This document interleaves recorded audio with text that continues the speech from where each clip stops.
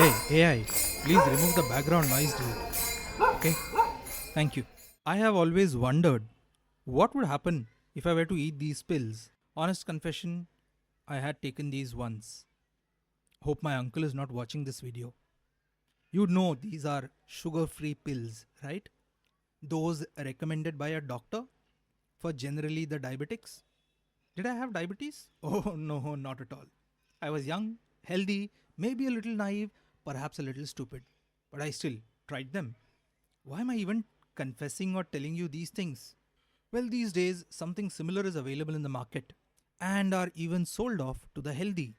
Nah, not the people, but healthy nations. America is busy selling them, China is selling it, UK is doing it, and so is India. I felt I should dig a little deeper and find out if these pills, called free trade agreements, actually make sense.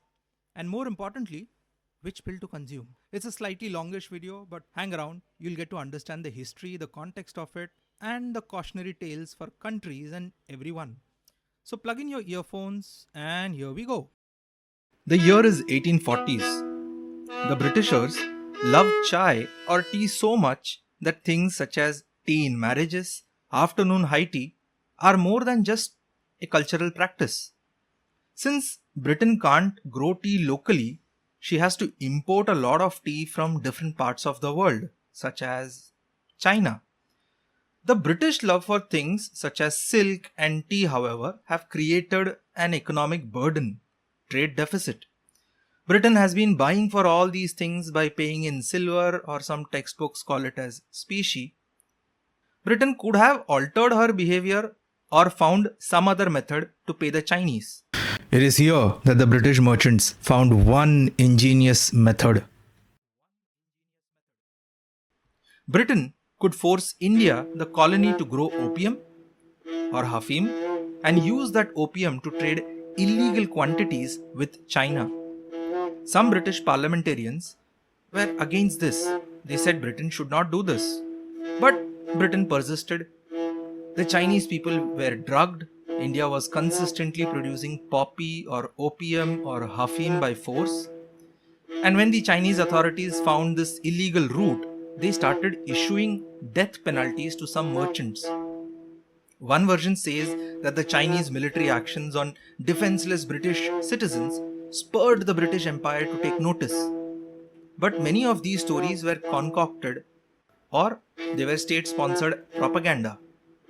The Chinese people actually had simple expectations. They didn't want the British Empire or any foreigner to export opium. The Chinese wanted their society to be eradicated of the addiction to opium. More importantly, the Chinese people wanted their country to be considered sovereign, which means, मैं मेरा संभाल लेगा रे, तू तेरा देख. Britishers, being Britishers, did not take too kindly. They waged a war on China, a war that China lost, and there was humiliation. I'll tell you why it was humiliation. The first war the Chinese lost in 1840s, they had to sign something called as the Treaty of Nanking. It was a piece of paper but with a set of conditions. Important ones such as 1. China would cede Hong Kong to Britain. 2. China would open 5 ports to Britain for trade. And 3. China will pay $21 million in indemnity or protection against loss. $21 million would be nearly $800 million today in 2025. I told you humiliation. The humiliating aspects are written in this book, Liberal Barbarism. The Britishers not only wanted to impose but also humiliate China of her religion, her identity. They burned down an entire palace which had some historical texts, manuscripts, and even precious cultural artifacts.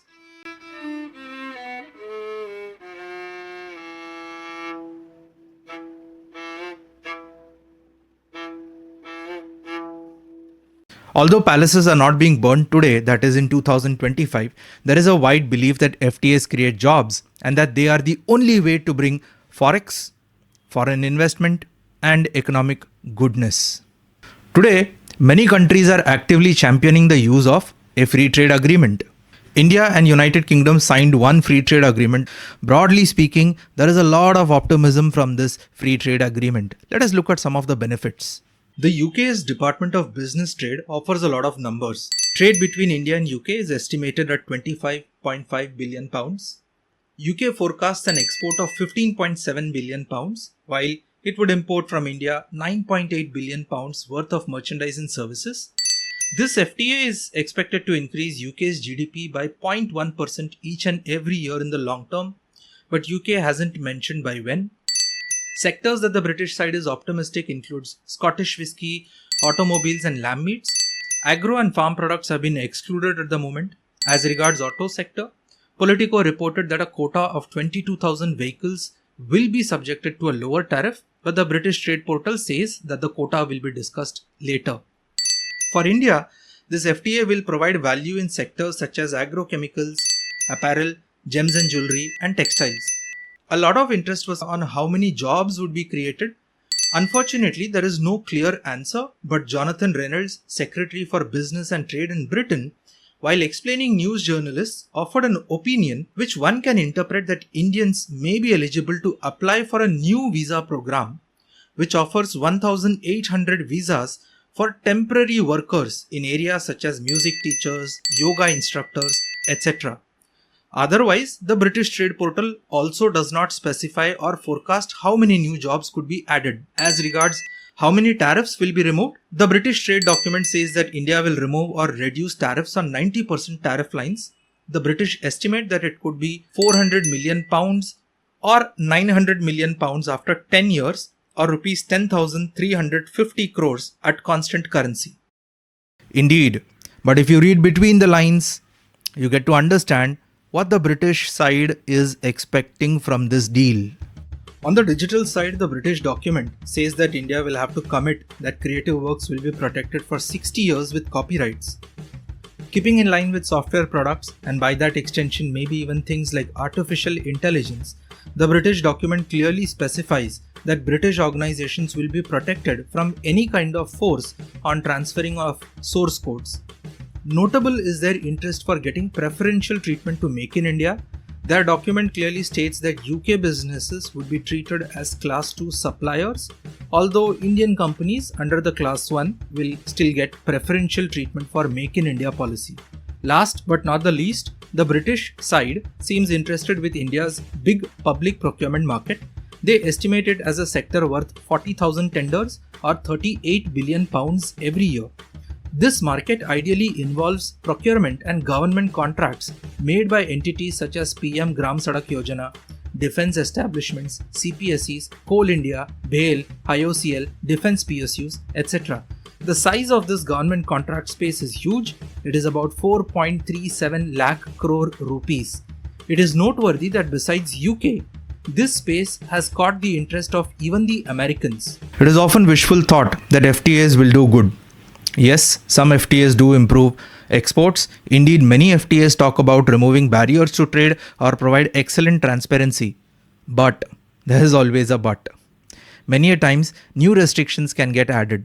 The benefits, although interesting, a curious mind may still wonder, do FTAs at least in general work? And if yes, for who? Sometime between 1996-97, there was research that manganese in air was affecting human nervous system. Manganese in inhaled air could cause neurological problems, which could be one of the factor of irreversible Parkinson's disease-like syndrome. The Canadian government found out that the smoke coming from motor engines was leaking manganese in the air.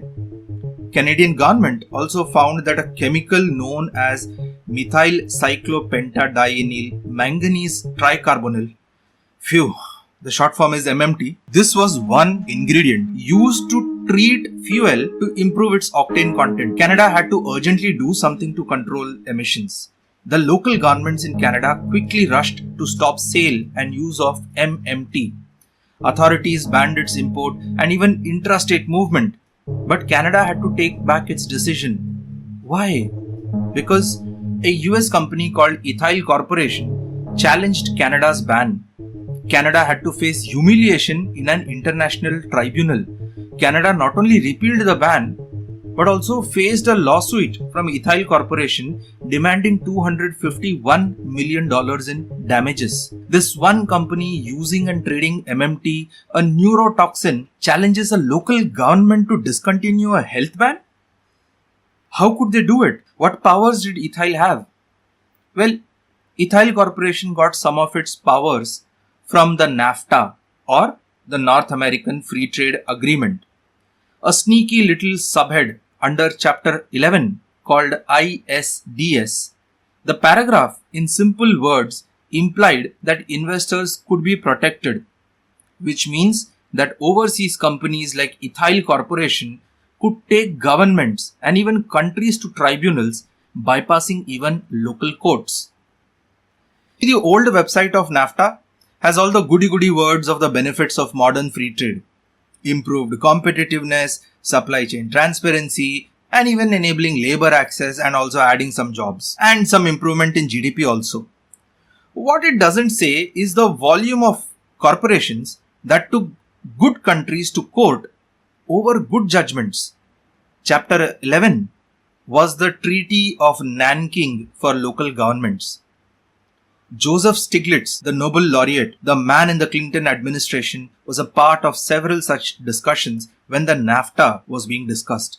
In a white paper, when Stiglitz was asked how those ISDS had made their way, he just couldn't explain. He showed surprise. It was never even discussed in the rounds of negotiation. So how did a little sneaky paragraph make its way into those agreements? Nobody knows.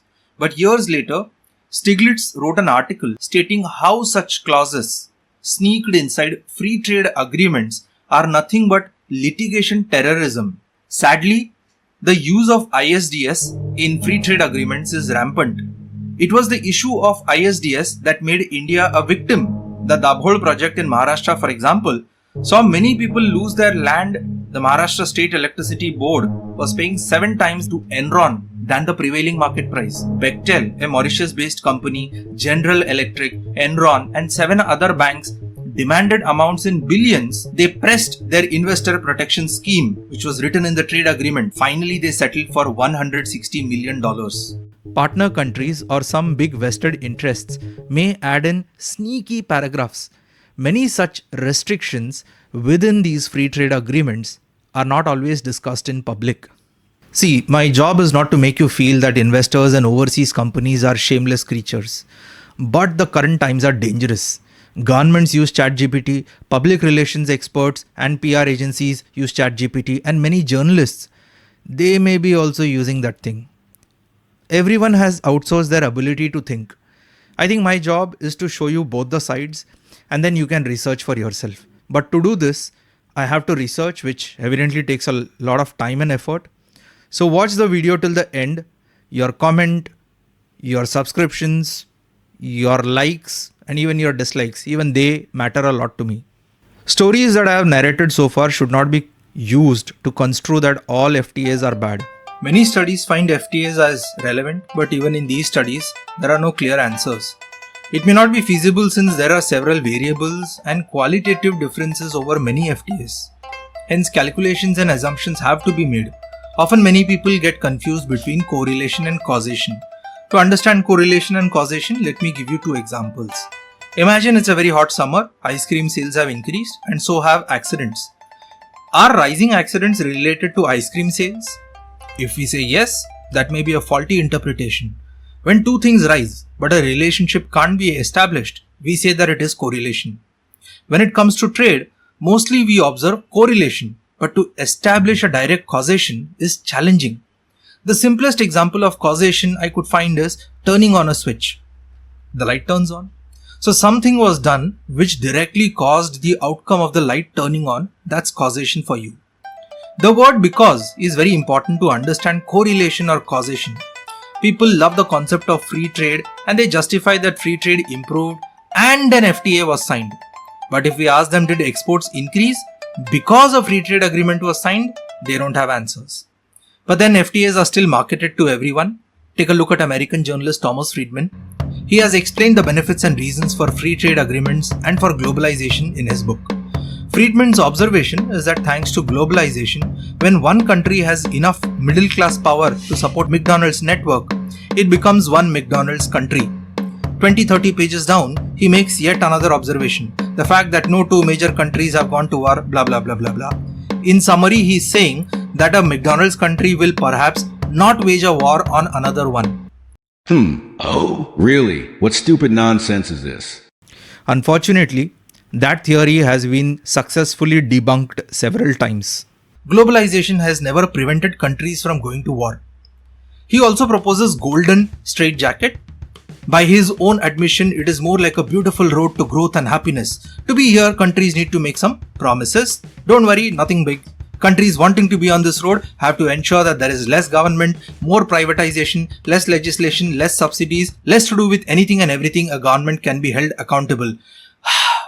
In simple words, the road to golden straitjacket passes through free market. Friedman's interpretation may appear flawed. The economist Professor Ha-Yun Shang has a good book with lots of wisdom to debunk this very notion that subsidies or government grants are wrong. He says, would you ask a 6-year-old child to fend or even work for itself? According to Professor Chang, small companies across developing markets, the small organizations, the small industries, and the countless million people need the government to create opportunities. There could be countless MSMEs who always need financial support and assistance, but when an FTA gets signed, a partner nation may seek the other partner to remove government's support to such industries under the garb of level playing field. From that perspective, free trade agreements may not augur well for a lot of SMEs, MSMEs, small companies, and even small industries, especially those who depend on subsidies. So if not free market, then what? The year is 1955. Toyopet Crown, Japan's first car exported to America, doesn't convince the Americans. The looks are not great and nobody has heard about its makers, Toyota. The Japanese government has supported Toyota very well.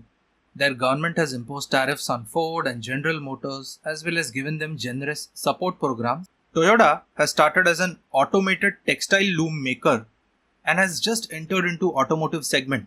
That car maker is today known as Toyota, a company that manufactures roughly about 300 million cars every year. Back in 1949, about 5 years after the Hiroshima and Nagasaki atomic bombs, Toyota had no money to pay its 8,000 employees.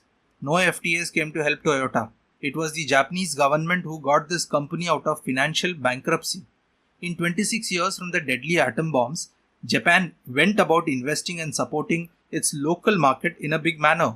It supported the big companies that we see today, the big ones like Sony, Canon, Nihon Kohden, Fujifilm, Mitsubishi, Matsushita, which today is Panasonic, and even Honda. Free trade is often marketed as if there are only two choices. Take the blue pill for growth, and if you take the red pill, you are doomed. But Japan's example tells us that countries can focus on developing their own markets, supporting their own companies. India also had one such relevant program called Atmanirbhar Bharat or the Make in India scheme. After the FTA with UK was announced, Subhash Chandra Garg, the former Finance Secretary of India, wrote an article published in Deccan Herald. He said that the FTA had given the Atmanirbhar Bharat a silent burial. For those of you who waited this long for a direct answer on the relevance of free trade agreements, there are two. Here's an Ernst & Young analyst who wrote that as of 2023, India did not achieve much from the utilization of FTAs. 13 FTAs that India had signed did not produce the desired results. In fact, there is a correlation that FTAs were signed and the trade deficit kept widening. Another global study, this one by the Bertelsmann Foundation, found that there were three winners of FTAs: America, China, and Germany. Their combined trade revenue in just 1 year was $239 billion in 2019. You see, trade and policy making is like a cricket match, a test match, not a 2021. So everyone feels that their country will definitely win the match. If the masterful strokes of a batsman or the wily spin of a bowler are discussed, countries should also discuss what is being mentioned inside these FTAs. What if those documents have sneakily added something as damning as the ISDS? Or worse, What if one partner country humiliates another by using the Treaty of Nanking? That's why it's important to read thoroughly, read without ChatGPT, and then read between the lines. You just heard Vice Versa, a show on business, finance, economics, technology, the boring ones and the not so boring ones. Research, production, editing, and music is done by a human, that is me. You can call me Zim or simply Z. Share this with your friends and people who like listening to stories. Thank you.